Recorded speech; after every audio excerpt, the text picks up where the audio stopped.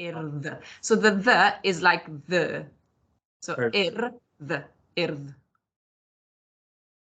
I'm Lydia Jones. I am the Urdd Centenary Project Manager, which obviously suggests that the Urdd is 100 years old this year. So yeah, it was founded in 1922, and I've been brought on to work on the centenary projects. The project that we're working with Wolfestone on is the Peace and Goodwill message. So I have some experience of working on that for the past couple of years as well. So yeah, it's an exciting year for us. Sure. So the Urdd is Wales's largest national youth organisation. It was established in 1922 by a gentleman called Sir Ifan ap Owen Edwards. He wasn't a sir then, he was made a sir because of his work for the Urdd. So he created the Urdd, and since then over 4 million people have been involved with the Urdd, either through the Urdd Eisteddfod or through our residential camps. Most of us people who live in Wales, whether you speak Welsh or not, have probably been to one of the residential camps. So myself, Llangrannog, went as a very young child, and then as a swag, which means you're kind of one of the ones that look after the kids. So that was fun. Personally, I've heard about Wolfestone for many years, having worked in in PR and events for a very long time. But I know that Urdd have already been working with Wolfestone on some projects, but I think this will be the biggest to date. Okay, so the Urdd, since 1922, have shared a peace and goodwill message from the youth of Wales to the youth of the world. And this has happened throughout world wars, throughout pandemics, and now through more adversity. And it's one of the message's aim is to reach as many people as possible. And we've always had the message from very, very early on, translated it into other languages.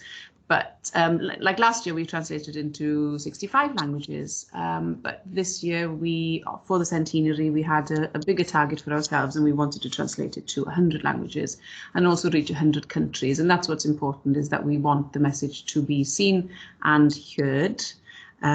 So we needed some help. So the message is written in, for want of a better word, a poem format. And it has always a new subject matter, or a different subject matter. I mean, obviously over 100 years, some subject matters have been repeated, from knife crime to equality for women and girls. And this year's Peace and Goodwill message is on the climate emergency.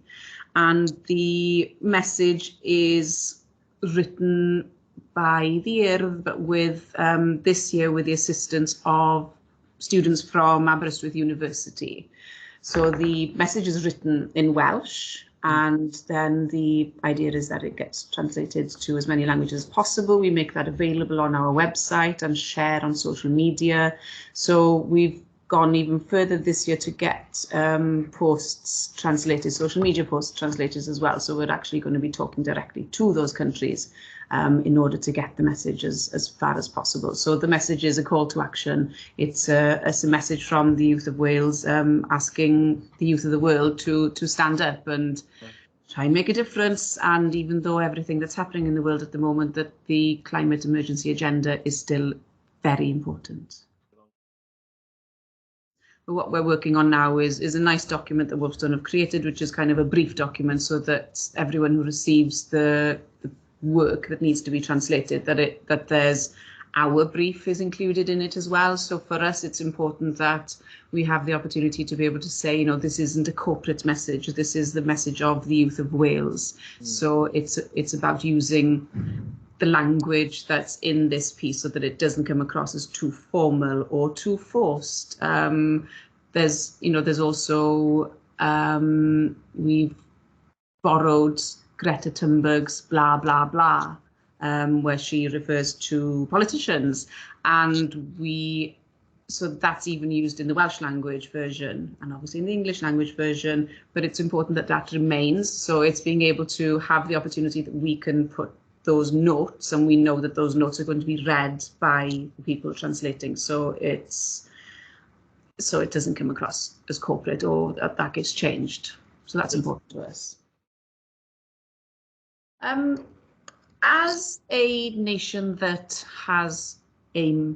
speaks a minority language, it's really important to us that we're respectful of as many other languages as possible. So we've, chosen lots of other minority languages to translate this into, because we want to speak with like-minded people. And we're aware that, yes, English is spoken very, very, predominantly across the world, but we also want to speak to people in their own language as much as we can. So this is how we think is one of the best ways of doing it, of making sure that our message will be seen and read by young people across the world. I get a little bit emotional when I speak about this, but there are messages that have come from other nations during time of war, and it's really, really powerful. Obviously, it makes me cry. But we've had messages over the years from Russia, from Ukraine, many years ago, from Germany, from countries that where there's been conflict, and they've literally messaged us, the Urdd, to say thank you. So yeah. I think the fact that we had a past relationship with Wolfestone helped, and the fact that you were able to say that you can take care of all the languages with that one briefing document, so that we're going to get everything from you guys, and in that sense you're going to save us a lot of time. There's 100 languages now, but 10 years, 220. So that's a good target. Yeah, that's a good target. Yeah.